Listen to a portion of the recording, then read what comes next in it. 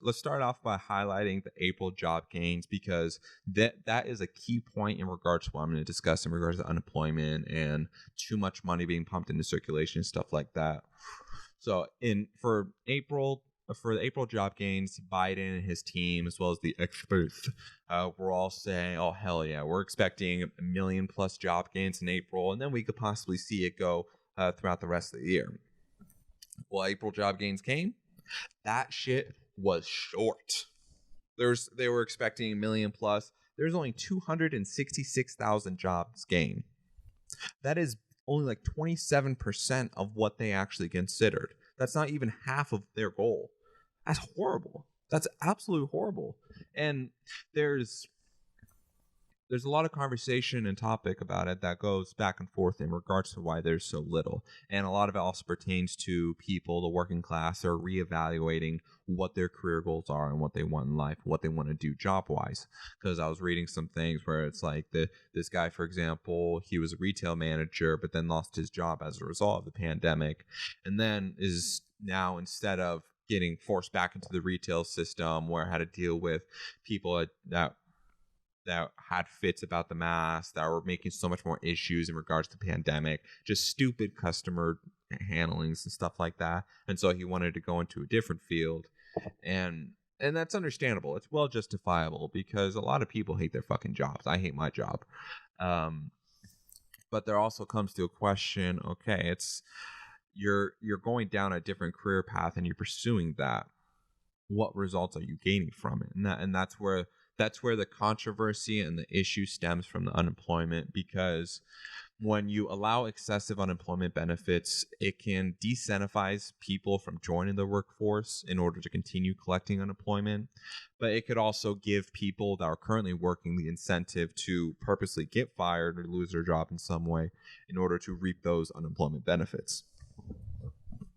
And if you don't think that is possible, I'm sorry, but you're a fool if you don't think that's possible. As I was saying with the shortages, if you don't think it's possible for there to be people that's going to abuse unemployment, if you don't think it's possible for people that are going to take advantage to some extent, then you're dead wrong. There's a lot of gray areas that come into effect in regards to unemployment, but in regards to just welfare benefits as a whole. Example I'm going to use is the AFDC program, which the AFDC program is the Aid to Families with Dependent Children. It was a program that was originally a part of the Social Security Act of 1935. And the purpose of it was to provide aid to mothers whose husbands had either passed away, whether it was war or in a coal mine or any other reasons, or had divorced them. This program, which coincided with other already existing programs, provided AFDC recipients additional benefits such as food stamps, earned income tax credits, Medicaid, job training programs, free school meals, and housing assistance. So this is a welfare program during the 1900s that had pure intentions and only wanted to purely benefit the people who are suffering. And it originally started out as a non-controversial program. However, as years went by, negative public opinion of AFDC rose dramatically, and there are multiple reasons why. And this is going to coincide to what I was saying in regards to unemployment and people taking advantage of it. So starting off, the public disliked the program. And when I say public opinion and the public, this is referencing the data from public opinion during the AFDC program, which was from 1935 to 1996. So that's where the references and data is coming from in regards to public and public opinion. But the public disliked the AFDC program because they felt it weakened the family image by encouraging out-of-wedlock births, since AFDC recipients received additional benefits for every new child. There was data that did support this concern because there was an increased proportion of out-of-wedlock births in the country as a whole during this time. Public opinion also expressed concern that many of the recipients receiving benefits were secretly working on the side. This was also to be proved true, as the data showed at least half of all AFDC recipients in several large cities were working on the side. The demographic of AFDC recipients had also changed. In 1970, about half of the total mothers on AFDC were on it because their husband died or divorced them. Only a quarter had never married. By 1994, only about a quarter of mothers on AFDC were on it because their husband had died or divorced them. On the other hand, over half of mothers on AFDC during this time period had never married at all. So basically, that section in 1970, about half the mothers on it had lost their husband or divorced, and only a quarter of them had never been married at all. So they just had children out of wedlock. However, by 1994, so this is just within a 24-year gap, by 1994, only a quarter of mothers that were on AFDC had lost their husband or were divorced, and more than half of them were never married at all. And then, while most women that had gotten on the program for the first time had gotten off of it after just a few years, because this is supposed to be a temporary relief program to get the family back up on their feet, studies showed that at least 2/3 of women on the AFDC program at any given point had been on the program for over 8 years. There was also debate that the high welfare benefits from the AFDC program gave people more incentive to stay on welfare versus getting a job, which results in an increase of total people living in poverty. The controversy around this program became so bad that the program was abolished in 1996. And this was an especial shock to many politicians and private citizens, because as the saying goes in politics, it's easy to pass legislation, but it's damn near impossible to stop it. And so we have this. This is historical records. This is historical, factual data from our history, stemming from the Social Security Act in 1935 all the way to 1996, where it began coinciding with the TANF. And you see with AFDC, it had pure intention to provide benefit to mothers who had lost their husbands, whether it was dying or divorced, and it was solely on them to be able to take care of the children in the household. Pure intentions, and it was to benefit them. And we can all agree that's a good thing, because obviously we don't want anybody to suffer like that, because that's only going to have a negative and harmful long-term impact, not only on the mother but on the children as well, and it's going to create a lot of problems from it. However, it's unfortunate that there's enough people out there that ruins the program for the good people. And what I mean by that is, it's exactly how it comes across. There is enough bad people that are willing to manipulate and abuse the system to collect the benefits, that it ruins it for all the good people. And that's the problem. And that's a societal issue. That's something that the government can't fix without impeding on our rights and worsening the situation. But tying in with unemployment, there's a lot of people as a result of the pandemic that do need it. But then there are other situations where there are genuine people who take advantage of the system in order to reap the benefits. And there's one thing I want to make clear, is that there's a lot of gray area in it too. A lot of gray area. Because when it comes to the unemployment benefits, and this references back to the AFDC program, there's a lot, it's not black and white. There's a lot of gray area, because there's the people that are willing to abuse the system to reap the benefits. That can create a chain effect where it decentivizes the people who are trying to do good and stay right. It decentivizes them to stay that route. When, for example, you work 50, 60-hour weeks doing manual labor, whether you're a landscaper or anything like that, and you get paid, say, $2,000 a month. Well, if you look at somebody else who's on unemployment and that is in fact abusing the system, and you see them collecting, if not $2,000 or more, isn't that gonna just make you not want to work? Because it's like, bro, I'm busting my ass off. I'm sweating.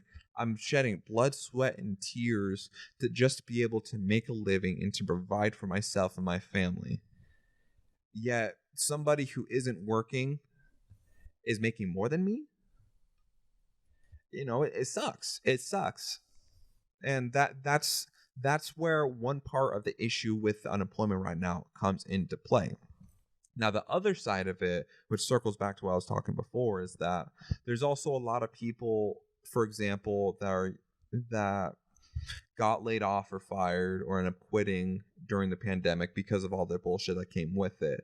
And they're reevaluating their career choices. So they're either going back to school to specialize in a different market or industry, or they're just simply trying to find a job in a different market or industry altogether. So that's why you've seen call center work also hit a spike too, because there's more of a demand for it. And that's completely understandable. I respect that 100%, because at the end of the day, who the fuck wants to work their job? If I had a choice between a job and a career that I loved, I would choose the career that I love, because it's what I want to do and something I'd be passionate about. And that's completely understandable to the people, for example, currently on unemployment, that are using this opportunity to be able to pursue that so they have a better living.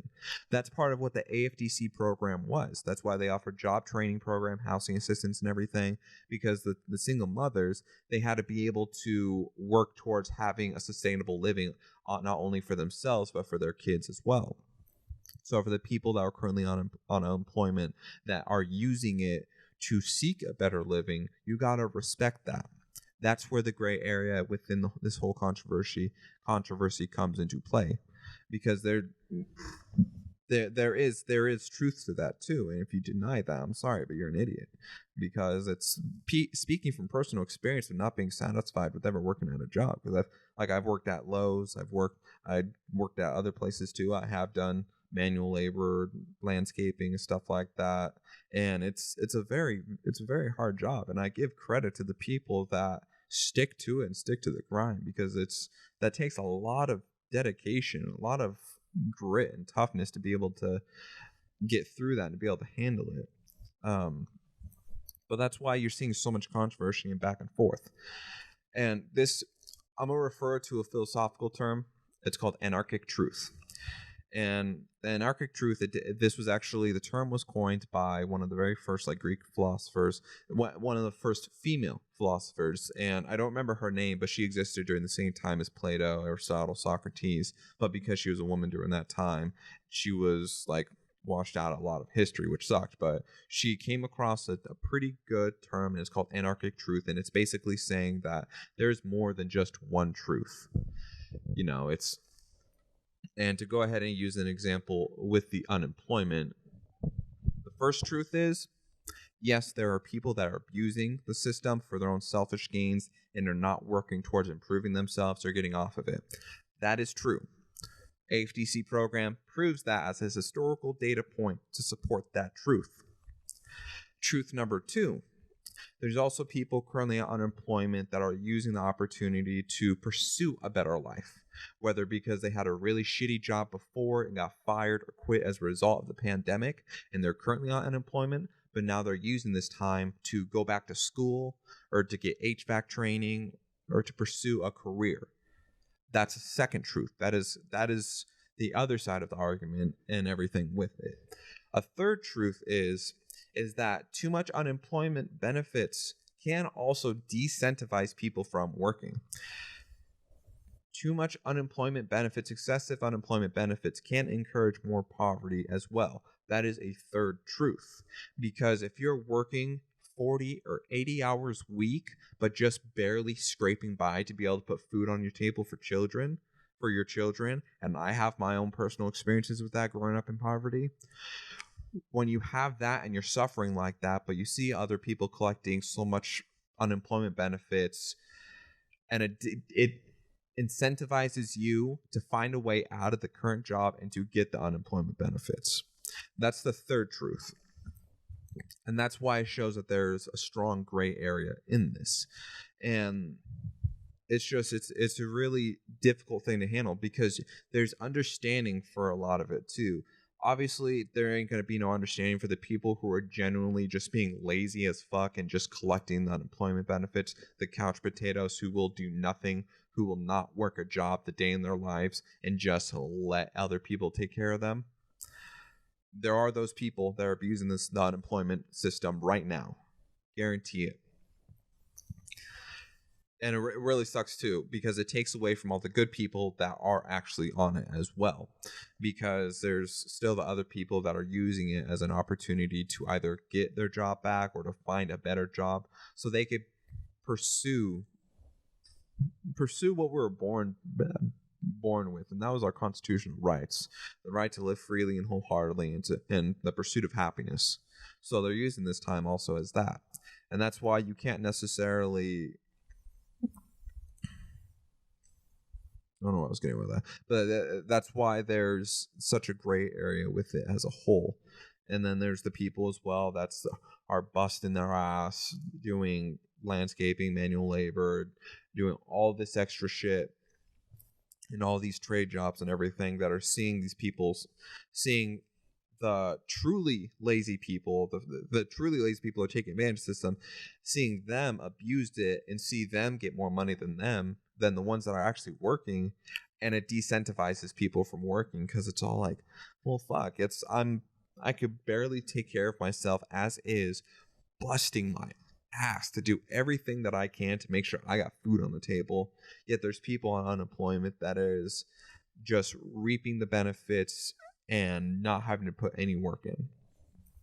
So that's what everybody now really needs to consider. And it's a hard thing to siphon through all of that stuff too, because with the welfare benefits and welfare systems, there's always going to be there to abuse it, since we have seen that historically with the AFDC program. And obviously you can't go after everyone, you can't just arrest all of them, because that's political suicide right there. Because first off, I guarantee you there are potentially hundreds of thousands of people that are just simply abusing the system. Right, I could be wrong in that figure. That could be a little too excessive. But the point is that there are plenty of people all across the U.S. that is abusing the system. But then there's also plenty of people across the entire U.S. that are using it as a stepping stone to move towards something greater, as a temporary thing. And there's just so much gray area. You can't go around and accuse of the fraud and all this shit and stuff like that without committing political suicide, because at that point you're going to be seeing mass arrests, you're going to be seeing a lot of shit happen, and you're going to really upset the American people at that point. But it's just, oh yeah, so it's, and to circle back to something that I was referencing in regards to the AFDC program and stuff like that, is the AFDC program was abolished in 1996 because the program was so controversial, was so tainted, and became so obscured that they had to cut it out entirely. And to an extent, something like this, my personal opinion, something like this should happen to an extent with unemployment now. There shouldn't be so much excessive unemployment benefits to the point that it's pumping too much money in circulation and resulting in inflation. You pump in too much money, or you pumping in too much unemployment benefits, you're also going to lead to the work shortage as well, because there are going to be less people that want to work and just take the free money. But it's fucking brain fart. Oh my god, I have such a brain fart. Oh yeah, okay. So, and like, it's so another example of it, like, there's good people within the unemployment system, but there are bad people that are ruining it for them. When I worked at Lowe's, there would be like specific things, like it was like those little build kits before Lowe's stopped doing the program. But Lowe's, they had like build kits where families could come in, build like little things together and have fun together. And oftentimes too, there would be extra kits that were just could be given out. Well, if there are parents that had just missed the building session, but they really wanted to do it, we would give one out to them and be like, oh my god, thank you so much, thank you so much. They got to do it with their kids and everything. It was a great thing. However, there are also people that would go in and say, oh my god, I can't believe I forgot it. Can I have one, please? I just want to do it for my kid. Oh, thank you so much. And can I have another one? I got 2 kids. They would want another one. Oh my god, thank you so much. Oh, my neighbor, he also missed it too. Can I have one for them too? Oh my god, thank you so much. I'm saying that off of firsthand experience of actually being on the other end of that, of having to give those to people who are clearly taking advantage of it. So it's like it used to give out the free build kits to the parents that genuinely did miss it and just want to be able to do it. But then there were also parents or just random people that would come in and ask for the build kits, ask for multiple of them, and then either sell it off or just hoard it or whatever. And hoarding, actually, yeah, they would just hoard it or they would just sell them. And because it got so bad, we had to stop giving them out, period, because of that. It was because there were so many bad people that were ruining it for the good people. We were not able to continue handing them out the extras for free. And that pertains to the same way to unemployment and to the AFTC program. Unfortunately, there's a lot of people within the unemployment system that are genuinely taking advantage of it, that are staying on it for several years instead of using it either as a stepping stone to find a new job or a better job, or just simply getting off of it because it's a temporary solution. It is not a permanent solution. It is a temporary solution.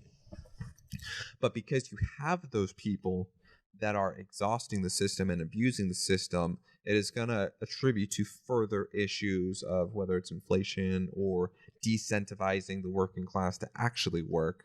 It's going to ruin it for everybody else. And to an extent, that's why I feel there needs to be a better handling of unemployment itself. There has to be a limit to how much unemployment benefits there are, because if you allow too much benefits, then they're not going to want to go back to work anyways, period. It's like, oh my God, I'm collecting $2,500 a month off of unemployment benefits. Back in my old job, I was only collecting $1,500, and that's the only type of job that I could find now, something else that also pays $1,500 a month. Why should I get off of it? So you have to limit the benefits so it doesn't disincentivize people from rejoining the workforce or incentivize people quitting or getting fired to collect the benefits. You limit it so that way you could regulate that from happening. So that way you could regulate what's happening to the people that are abusing the system to provide more concrete and foundational benefit to the people who genuinely need it. And to some extent, unfortunately, there will be good people within it that are going to take a blow from it as well, because that's what happened with the AFDC program.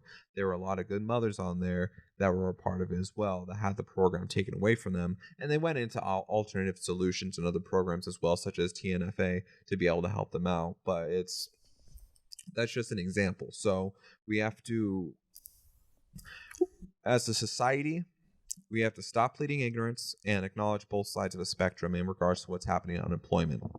One, there are people that are abusing the system that shouldn't be on unemployment, that needs to get a job.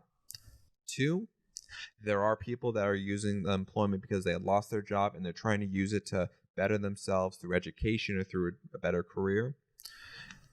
And three, offering too much unemployment benefits is going to incentivize currently working class people who are trying to do good, or currently working class people who are inherently bad, to go ahead and give up on that aspect and just go to collect the benefits. So yeah, it's a whole mess. It's a big old jumble of things and everything. And I admit wholeheartedly that I could be entirely wrong and just be speaking out of my ass this entire time. I don't have a degree. I'm not an expert in this shit and everything. But as you can see, I do a lot of reading. I do my best to understand. I do my best to educate myself. And obviously there are going to be flaws in that. So I'm always open to criticism. I'm 100% open to being proved wrong on things. You know, it's part of the human experience. It's part of being human is to be proved wrong. But it's based off the rational thinking that I do, based off the logical thought process and what information I look for and what information I find is what I am basing all of this off of, is what I base my thought process on, that there has to be a limit to the unemployment benefits. Because you see a historical reference with the AFTC program where it got abused to an extent that became so controversial that it was one of very few legislative pieces that has been abolished. Very few. As I said, because once you introduce legislation, interest groups and client politics will form around it, potentially more majoritarian politics. Once that stuff is tied to it, to try to take it down is damn near impossible, because you're going to have those interest groups, majoritarian politics, trying to keep it from being abolished.